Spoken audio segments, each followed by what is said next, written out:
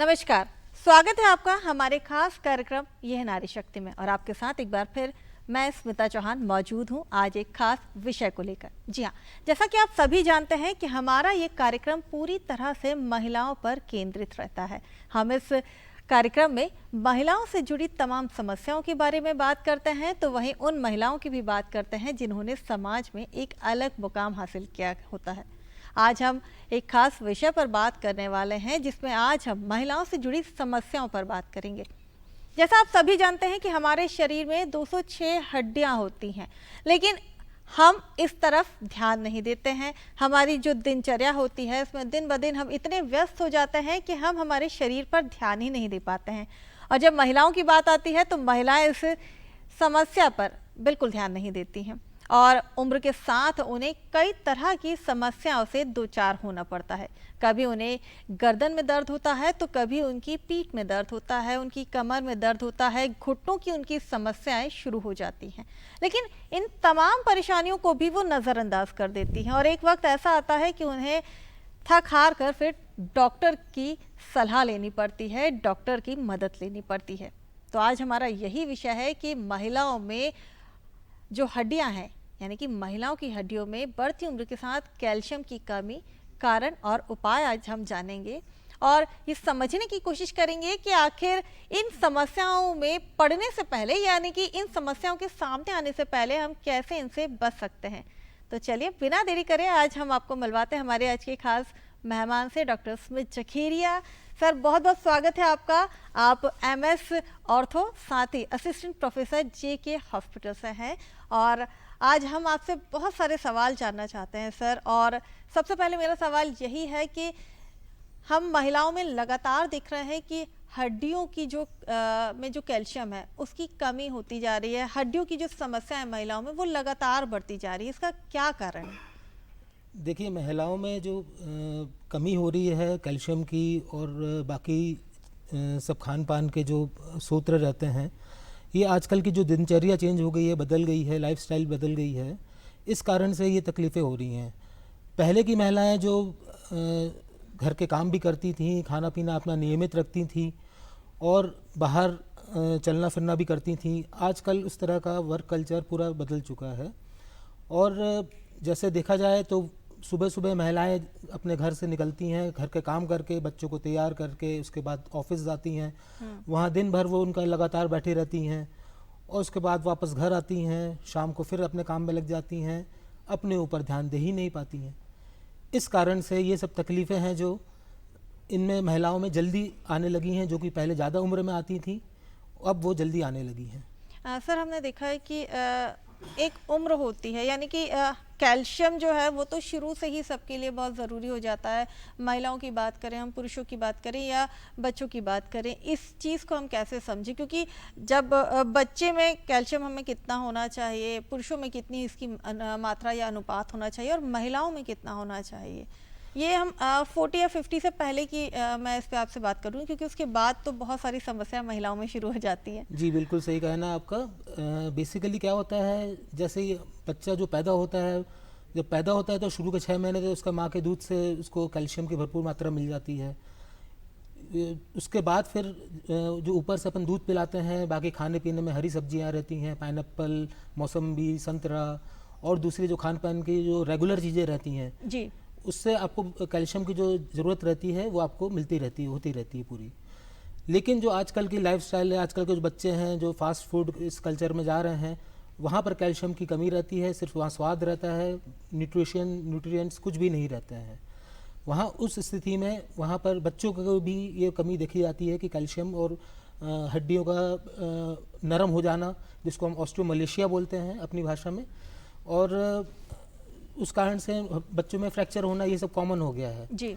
अब बात करें अपन महिलाओं की, फीमेल्स की बात करें अपन स्पेसिफिकली, तो जब ये महिलाएं का मासिक धर्म शुरू होता है तो जो एस्ट्रोजन हार्मोन रहता है, इसका हड्डियों में कैल्शियम मेटाबॉलिज्म में बहुत इंपॉर्टेंट रोल रहता है, जो कि विद टाइम बदलता जाता है।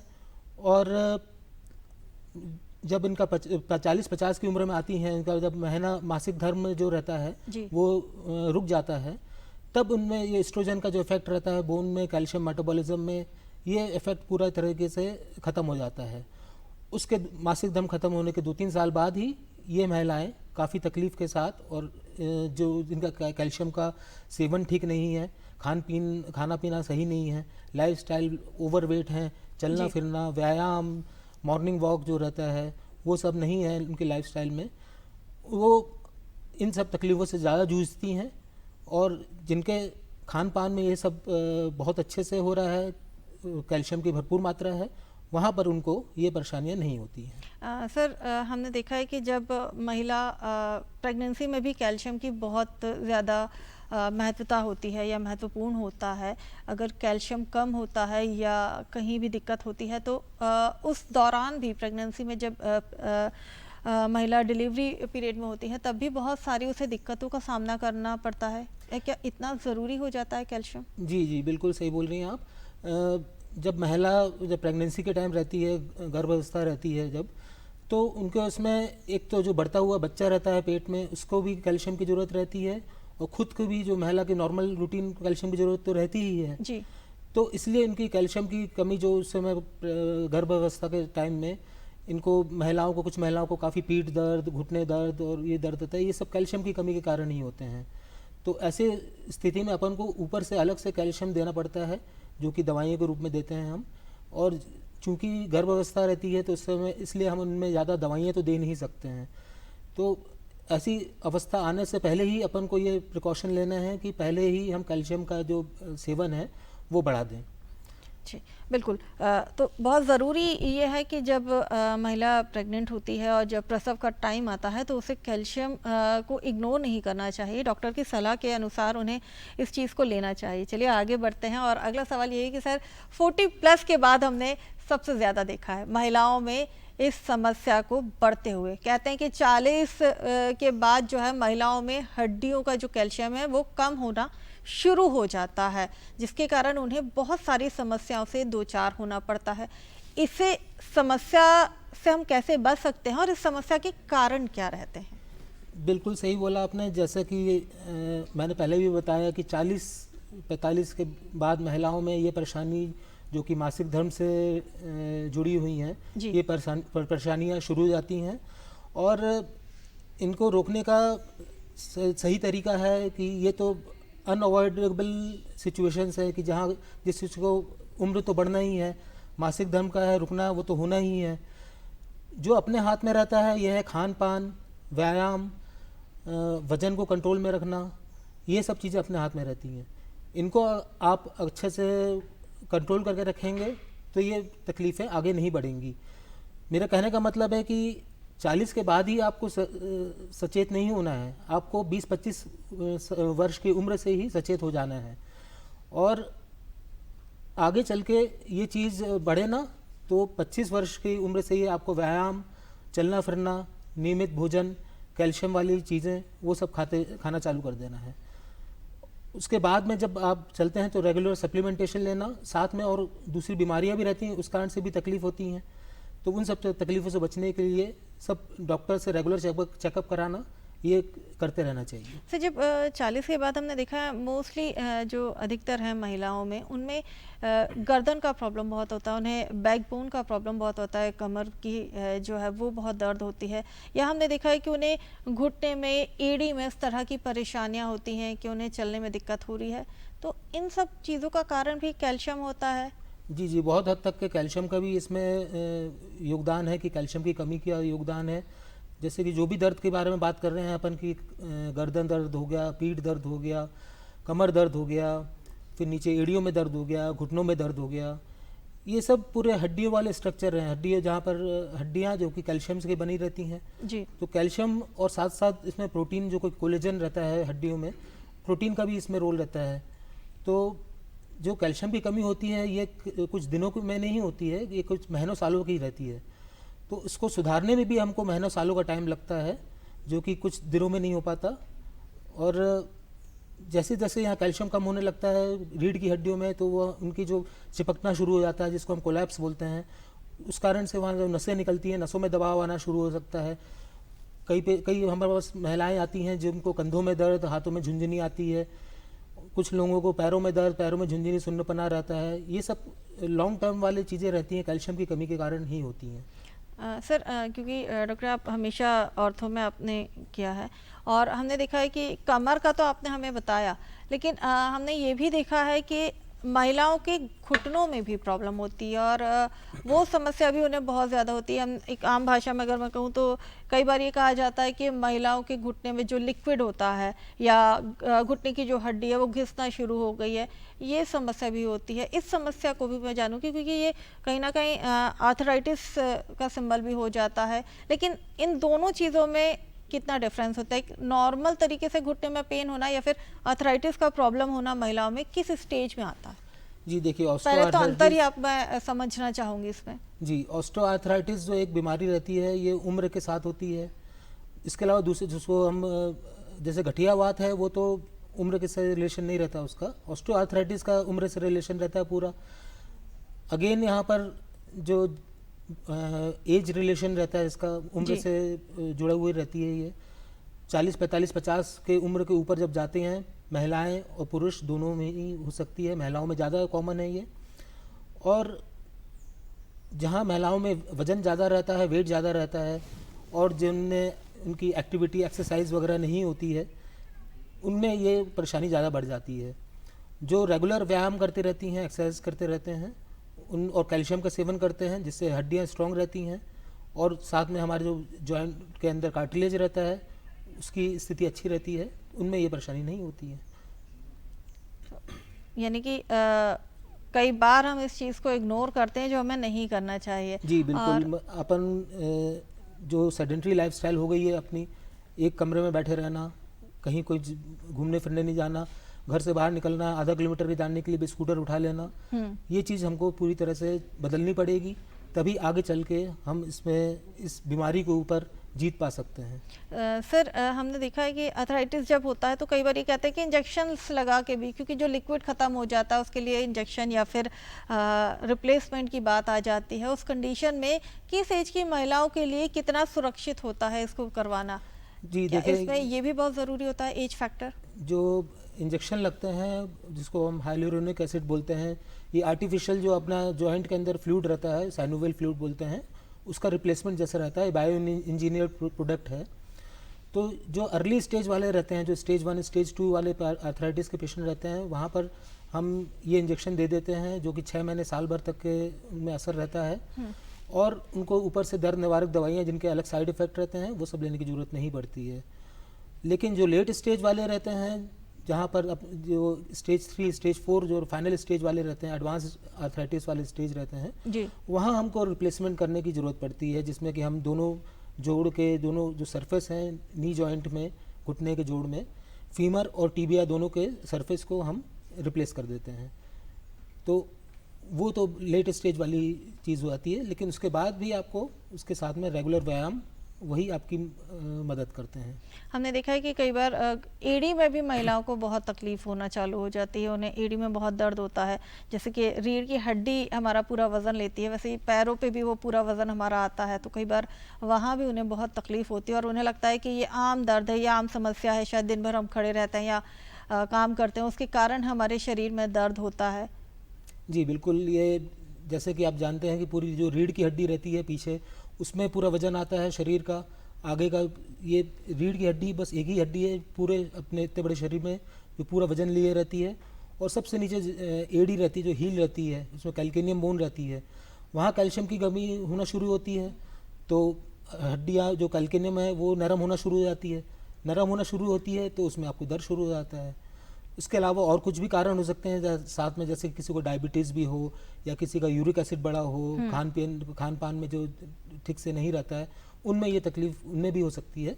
लेकिन कैल्शियम का भी एक बहुत बड़ा इसमें रोल रहता है। डॉक्टर साहब मैं ये भी समझना चाहूँगी कि महिलाओं में ही क्यों ये कहा जाता है कि 40 के बाद जो है वो हड्डियों का क्षय होता है? क्या पुरुषों में ऐसी कोई समस्या नहीं होती है, और अगर होती है तो किस एज में उनको भी इस समस्या का सामना करना पड़ता है? देखिए, जैसे 40-50 के बाद जो उम्र रहती है, 40 के बाद महिलाओं में ये परेशानी वही हार्मोनल जो रहता है, हार्मोनल डिस्टर्बेंस रहता है, मासिक धर्म जो रुक जाता है, जी। उस कारण से ये महिलाओं में ज़्यादा कॉमन होती है, क्योंकि ईस्ट्रोजन का जो रोल रहता है बोन्स में, वो चीज़ एकदम बहुत जल्दी बदलता है।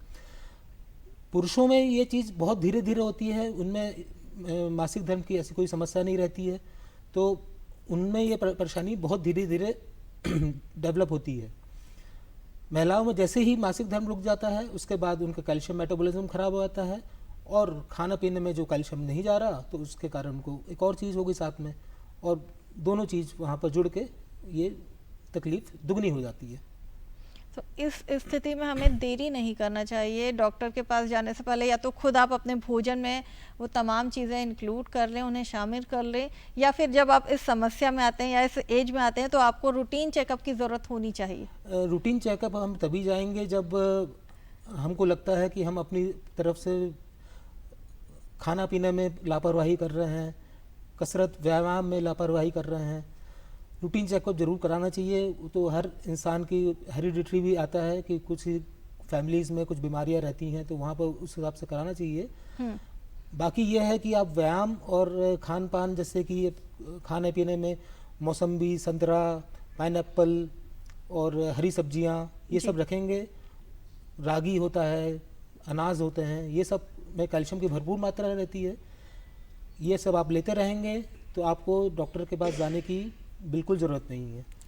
लेकिन कई बार हमारे साथ यही एक लापरवाही का कारण होता है कि महिलाएं इस ओर ध्यान नहीं देती हैं। नहीं दे पाती आपने डॉक्टर हमसे ये भी कहा था कि जब हड्डियां कोलैप्स होती हैं, यानी कि चिपकना शुरू होती है, तो नसों में दबाव बनता है और नसों में दर्द शुरू हो जाता है। इस स्थिति में कैसे इस समस्या से हम बचें, आराम लें, और डॉक्टर की खैर सलाह के अनुसार ही हमें काम करना चाहिए जब इस तरह की परेशानी होती है। तो इस परेशानी को हम कैसे समझें, क्योंकि बहुत ज़्यादा उस समय पीड़ा होती है, वो घर के काम को करने में भी परेशान होती हैं, फिर अगर वो वर्किंग वूमेन है तो वहाँ भी उन्हें सफ़र करना पड़ता है, तो दोनों तरफ से उनके लिए बड़ी दिक्कतें होती हैं। इसके लिए मैं यही बोलूँगा, आपका शरीर आपका है, आपको अपने लिए समय निकालना है। कैसे भी करके निकालें चीज़ों को, आसपास जो परिस्थितियाँ हैं उनको बदलें उस हिसाब से कि आप अपने लिए कम से कम दिन में 1 से 1.5 घंटा आपको अपने लिए देना है, अगर इन समस्याओं से आगे चल के बचना है।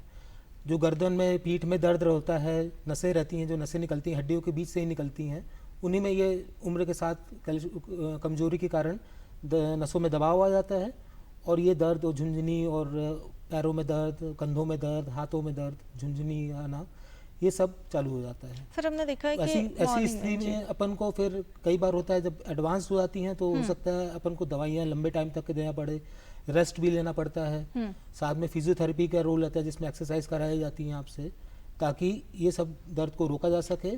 और फिर उसके बाद फिर आपको रेगुलर व्यायाम करना ही है। तो जो रेगुलर व्यायाम करना ही है आपको, तो पहले से करें, ना कि बीमारी होने के बाद। हमने देखा है कि जब कमर का दर्द महिला में बहुत बढ़ जाता है तो फिर उन्हें बेल्ट दिया जाता है एक तरह से कि आप सपोर्ट पे लगा के रखिए और आप स्ट्रेट होकर बैठिए। इसमें कैल्शियम का कितना रोल होता है? ये क्या पेन से रिलेटेड है या फिर इसमें कैल्शियम उतना ही मुख्य हो जाता है? जी बिल्कुल, ये जो बेल्ट वगैरह लगाते हैं ये नॉर्मली सपोर्ट करता है कि जिनकी मांसपेशियाँ इतनी कमज़ोर हो गई हैं कि वो हड्डियों को, जॉइंट्स को सपोर्ट नहीं कर पा रही हैं, ऐसा में हमको एक बाहर से बेल्ट लगा के सपोर्ट देना पड़ता है। और लोकल हीट वाला काम करती हैं ये, पर मेन आखिरी में काम तो सिर्फ एक्सरसाइजेस और बोन, अपनी मसल स्ट्रेंथनिंग ही रहती है। जो मांसपेशियों को ताकत लाना, वही चीज़ इसमें काम करेगी।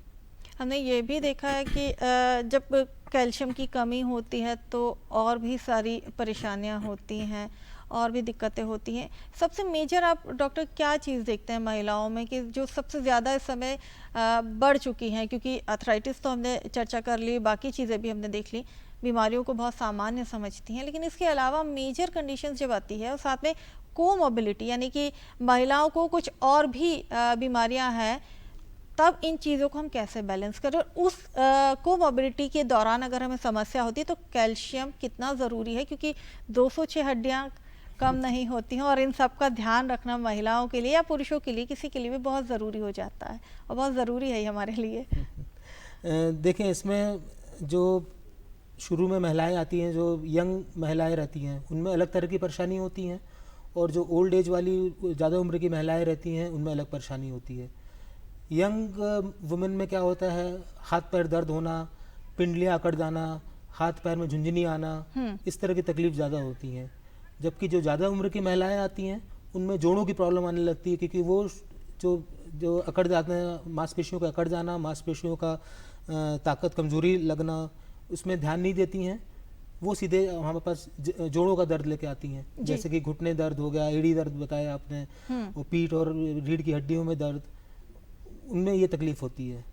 तो उस हिसाब से इलाज में दोनों में अलग इलाज दिया जाता है। जो ज़्यादा तकलीफ में आती हैं उसमें हम ज़्यादा उसमें इंजेक्शन भी लगाना पड़ते हैं कई बार, और लंबे टाइम तक के दवाइयाँ चलती हैं। डॉक्टर स्मिथ, आपने ये भी देखा है कि कई महिलाओं को जो है समस्या सुबह के समय बहुत आती है, क्योंकि आपने अभी झुनझुनी का जिक्र किया था, साथ में आपने ये भी कहा था कि उन्हें मांसपेशियां भी उनकी खिंचती हैं, तो उससे भी तकलीफ होती है। सूजन का एक हमने समस्या ज़रूर देखी है, और ये समस्या हमने अधिकतर देखी है सुबह और रात के समय की। जी, तो जैसा कि जब आप रात भर सोते हैं, एक ही पोजीशन में सोते रहते हैं, आपके हाथ पैर एक ही पोजीशन में रहते हैं, मांसपेशियां काम नहीं करती हैं, तो वो सब रिलैक्स हो जाती हैं। जब सुबह सो के उठते हैं तो रिलैक्स होने के कारण जो जोड़ों में दर्द रहता है, वो दर्द, जोड़ों का दर्द बाहर आ जाता है। जो दिन भर आप मांसपेशियां जब काम करती रहती हैं, तो उस समय वो मांसपेशियां जोड़ों के दर्द को अपने ऊपर एक तरह से सपोर्ट दे देती हैं। वही जो सपोर्ट रात को ख़त्म हो जाता है, तो ये सुबह इस तरह के दर्द शुरू हो जाते हैं। और जिनमें कमजोरी रहती है कि दिन भर काम कर रहे हैं, उसके बाद रात को दर्द हो रहा है, तो उनमें बेसिकली मांसपेशियों की ही कमजोरी है, और मांसपेशियां ही शाम तक के, रात तक के काम करते करते दर्द होना शुरू कर देती हैं। हमने देखा है कि सर महिलाओं में सबसे ज़्यादा जो तकलीफ होती है मौसम में भी होती है।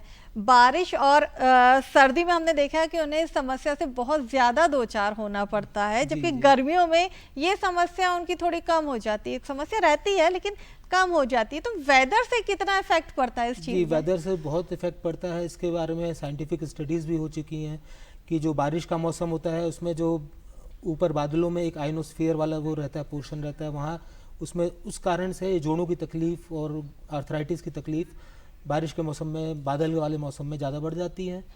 और ठंड के मौसम में ये कारण रहता है कि खून का बहाव जो रहता है, ठंड के कारण जो पेरिफेरल सर्कुलेशन रहता है वो कम हो जाता है। उस कारण से जो नॉर्मल आपके बॉडी में या कोई चोट लगी वाली जगह में जो इन्फ्लेमेटरी सब्सटेंस रहते हैं, इन्फ्लेमेटरी जो कि दर्द पैदा करते हैं, जो नॉर्मली वॉश आउट होते रहते हैं, खून के द्वारा वॉश आउट हो जाते हैं, ठंड के टाइम में कंस्ट्रक्शन, वैसो कंस्ट्रक्शन के कारण वो वॉश आउट नहीं हो पाते, और इस तरह की तकलीफें ठंड वगैरह में बढ़ जाती हैं। डॉक्टर, आप हमारे महिलाओं को क्या संदेश देना चाहेंगे कि वो कैसे अपना ध्यान रखें? महिलाओं को तो मैं यही संदेश दूंगा कि अपने बारे में ध्यान रखना आपके हाथ में है, बहुत ज़रूरी है। परिवार को भी ध्यान देना मैं समझता हूँ, लेकिन अपने लिए दिन में कुछ वक्त ज़रूर निकालें, और जिसमें आप अपना खान पीन पे ध्यान दें, एक्सरसाइज करें, और नियमित जीवन शैली को आगे बढ़ाएं। मैं ये भी चाहूँगी कि आप ये बताएं कि एक्सरसाइज कौन सा महिलाएं ज़्यादा करें, क्योंकि कई बार उन्हें लगता है कि हम कौन सा एक्सरसाइज करें। तो एक नॉर्मल एक्सरसाइज ज़रूर मैं चाहूँगी कि आप अपनी सलाह यहाँ पे ज़रूर एक और देखिए, नॉर्मल एक्सरसाइज के लिए हमको बहुत ज़्यादा नहीं जाना है। अपने इंडिया में, हिंदुस्तान में योगा जो है, योगा बहुत अच्छा रोल है। ये एक्सरसाइजेज जो पवन मुक्त आसन हो गया, सूर्य नमस्कार हो गया, ये सब रेगुलर एक्सरसाइज हैं। ये रेगुलर एक्सरसाइज करें, चलना फिरना नियमित रखें। सुबह की जो मॉर्निंग वॉक रहती है कि आधा पौन घंटा, 1 घंटा आपको चलना ही है, ये नियमित रखें। बिल्कुल आपको आगे चल के कभी कोई परेशानी नहीं आएगी। डॉक्टर स्मिथ, आप आए, आपके आने के लिए बहुत बहुत धन्यवाद, और आपने बहुत महत्वपूर्ण जानकारी आज महिलाओं के साथ साझा करी। बहुत बहुत धन्यवाद आपका मुझे यहाँ आमंत्रित करने के लिए। Thank you. तो देखिए, महिलाओं में हड्डियों की जो कमज़ोरी है या महिलाओं में जो क्षय होता है, उसे हमें नज़रअंदाज नहीं करना चाहिए। आपने सुना होगा कि कहीं ना कहीं महिलाएं इस बात को नज़रअंदाज करती हैं, लेकिन महिलाएं इन तमाम चीज़ों से अपने आप को बचा सकती हैं, क्योंकि अगर हम संपूर्ण थाली लेते हैं, यानी कि जैसा लगातार हम इस पर चर्चा कर रहे थे कि अगर महिला हैं मोटा अनाज लेती हैं अपनी थाली में, संपूर्ण थाली रोटी, आप सीजनेबल सब्जी ले सकती हैं, सैलेड जो है, सलाद, आप उसका सेवन करें, साथ में आप किसी भी तरह की दाल, चाहे वो मूंग हो, तुअर हो या मिक्स दाल हो, आप उसे अपने खाने में ज़रूर शामिल करें। चावल को आप शामिल करें, करें, इसके अलावा आप दही, मठा, इन तमाम चीज़ों को अगर शामिल करते हैं तो ये आपकी एक तरह से संपूर्ण थाली होती है जिसमें कैल्शियम और प्रोटीन दोनों की मात्रा होती है। और एक ज़रूरी बात कि आप प्रोटीन की अधिक मात्रा लेकर भी अपने मोटापे को कम कर सकते हैं। जी हाँ, और चलते चलते मैं आपको यही कहूँगी कि आप ड्राई फ्रूट्स का सेवन करें, आप दालों का सेवन करें, मोटे अनाज का सेवन करें, सीज़नेबल फल का आप इस्तेमाल करें, साथ ही संतरा, मौसमी, इन तमाम तरह के फलों का अगर आप सेवन करेंगे तो आप में कभी भी कैल्शियम या प्रोटीन की कमी नहीं होगी। और आप जो उम्र के साथ में आपको तकलीफ़ें होती हैं हड्डियों की या तमाम तरह की समस्याओं की, आप उनसे निजात पा सकती हैं। और साथ ही डॉक्टर से आप लगातार अपना चेकअप कराएं और समस्याओं को नज़रअंदाज ना करें। तो कैसा लगा आपको हमारा ये कार्यक्रम, हमें ज़रूर बताइएगा। और इसी के साथ मुझे दीजिए इजाज़त। नमस्कार।